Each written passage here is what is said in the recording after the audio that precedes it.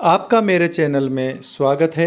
आज हम अधिकतर परीक्षाओं में आने वाली लोक कलाओं के बारे में आज मैं आपको बताऊंगा। भारत की प्रमुख लोक कला जिसमें है मधुबनी, तंजौर, वर्ली, गोंड, पिथौरा, कलमकारी, कालीघाट, थांका, पट, लघु और थेवा।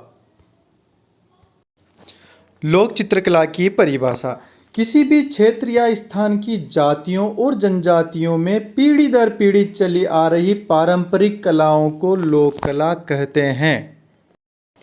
मधुबनी चित्रकला मिथिला क्षेत्र जैसे बिहार के दरभंगा, पूर्णिया, सहरसा, मुजफ्फरपुर, मधुबनी एवं नेपाल के कुछ क्षेत्रों की प्रमुख चित्रकला है। माना जाता है कि चित्र राजा जनक के राम सीता के विवाह के दौरान महिला कलाकारों से बनवाए थे। मिथिला की औरतों द्वारा शुरू की गई इस घरेलू चित्रकला को पुरुषों ने भी अपना लिया है।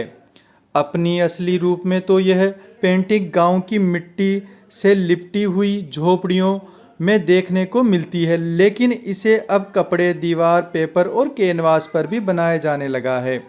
समय के साथ साथ चित्रकला की इस विद्या में पासवान जाति के समुदाय के लोग द्वारा राजा शैलेश के जीवन वृत्तांत का चित्रण भी किया जाने लगा।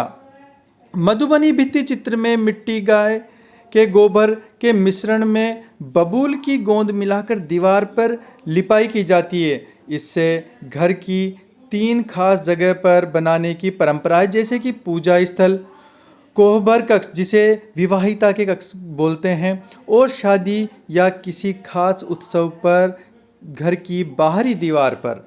मधुबनी पेंटिंग माँ दुर्गा, काली, सीता, राम, राधा कृष्ण, शिव पार्वती, गौरी गणेश और विष्णु के 10 अवतारों के इत्यादि का चित्रण किया जाता है। तंजौर कला तंजौर कला को लोक कला और कहानी किस्से सुनाने की विस्मृत कला से जुड़ी है। तंजौर की प्रसिद्ध चित्रकारी पारंपरिक कला का ही रूप है। इस कला ने भारत को विश्व मंच पर प्रसिद्धि दिलाने में महत्वपूर्ण भूमिका निभाई है। धार्मिकता से ओतप्रोत और पौराणिक वृत्तांतों ही इसके मुख्य विषय रहे हैं। चेन्नई से 300 किलोमीटर दूर तंजावुर से में शुरू हुई यह कला चोल साम्राज्य के राज्यकाल में सांस्कृतिक विकास की ऊंचाइयों पर पहुंची। राजश्री विरासत वाले धार्मिक चित्र और तंजावर चित्रकारी, जिसे अब तंजौर चित्रकारी के नाम से जाना जाता है। वर्ली चित्रकला वर्ली चित्रकला एक प्राचीन भारतीय कला है जो कि महाराष्ट्र की एक जनजाति वारली द्वारा बनाई जाती है। वारली जनजाति मेहनती और कृषि प्रधान लोग हैं जो बांस, लकड़ी, घास, मिट्टी से बनी झोपड़ियों में रहते हैं। झोपड़ियों की दीवार पर लाल काडू मिट्टी व गोबर से लिपाई कर चावल की लेही से चित्र बनाते हैं। वर्ली जीवन शैली की झांकी सरल आकृतियों में खूबसूरती से प्रस्तुत की जाती है। इसकी जो खास बात है वो है कि अन्य आदिवासी कला के समान धार्मिकता पर ध्यान नहीं दिया गया है। गोंड लोक कला मध्य प्रदेश की गोंड कला लोक कला का ही एक रूप है जो गोंड जनजाति की उपशाखा प्रधान जनजाति के कलाकारों द्वारा चित्रित की जाती है। गोंड कलाकृतियाँ इस जनजाति के स्वभाव और रहन सहन की खुली किताब है। इस कला में तीखे रंगों का प्रयोग किया जाता है। इनके चित्रों में आकार एक रंग के नहीं होते हैं, अलग अलग रंगों के होते हैं। कभी इनमें धारियाँ डाल दी जाती है और कभी इन्हें छोटी छोटी बिंदुओं से सजाया जाता है। यह कलाकृतियाँ हस्त निर्मित कागज पर पोस्टर रंगों से बनाई जाती है। इसके विषय वस्तु प्राकृतिक, दैनिक जीवन की घटनाएं, धार्मिक अनुष्ठान आदि होते हैं। ये जो चित्र होते हैं वो जन्म, विवाह, गर्भावस्था, मृत्यु, हर समय नए चित्र बनाए जाते हैं, विशेष रूप से आंगन और प्रवेश द्वार और घर के अन्य स्थानों पर। पिथौरा चित्रकला भील जनजाति के सबसे बड़े त्योहार पिथौरा पर घर की दीवार पर बनाई जाती है। मध्य प्रदेश के पिथौरा क्षेत्र में इस कला का उद्गम स्थल माना जाता है। यह चित्रकला बड़ौदा से 10 किलोमीटर पर स्थित तेजगढ़ ग्राम, मध्य गुजरात में रहने वाली राठवा व भील व नायक जनजाति के लोगों द्वारा दीवारों पर बनाई जाती है। इस जनजाति के लिए पिथौरा बाबा अति विशिष्ट व पूजनीय होते हैं। पिथौरा चित्रकार को लखाड़ा कहा जाता है तथा जो इन चित्रकलाओं का खाता रखते हैं उन्हें झोकरा कहा जाता है। सर्वोच्च पद पुजारी को बड़वा कहते हैं। इस चित्रकला का चित्रण केवल पुरुष ही कर सकते हैं। महिलाओं के लिए पिथौरा चित्रण निषेध है। कलमकारी कला। कलमकारी आंध्र प्रदेश की अत्यंत प्राचीन लोक कला है। आंध्र प्रदेश के श्रीकालाहस्ती और मछलीपुरम नामक नगरों में इस कला का विकास हुआ। श्रीकालाहस्ती में आज भी कलमकारी के लिए कलम का उपयोग व मछलीपुरम में ठप्पों का चलन हुआ है। इसमें पुराणों और रामायण के प्रसंगों को चित्रित किया जाता है। किनारों पर फूल पत्तियों से सजाया जाता है। इस कला में आमतौर पर पूरा परिवार काम करता है। परिवार का मुखिया जो गुरु होता है मुख्य चित्र को सफ़ेद सूती कपड़े पर कलम से बनाकर कलमकारी का आरंभ करता है।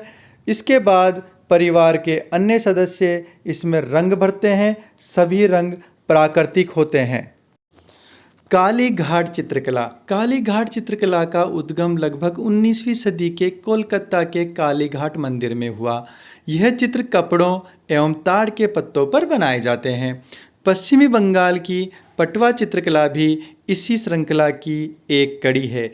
इस शैली के चित्रकला के चित्र लंबे लंबे कागजों में रामायण महाभारत पर आधारित दृश्यों का चित्रण करते हैं। यह गाकर चित्रण का व्याख्यान भी किया जाता है। थाका चित्रकला। थाका चित्रकला भारतीय, नेपाल तथा तिब्बती संस्कृति की मिसाल है। इसका निर्माण सूती वस्त्र पर किया जाता है। महायान और वज्रयान बौद्ध धर्म में थाका का बहुत बड़ा स्थान है।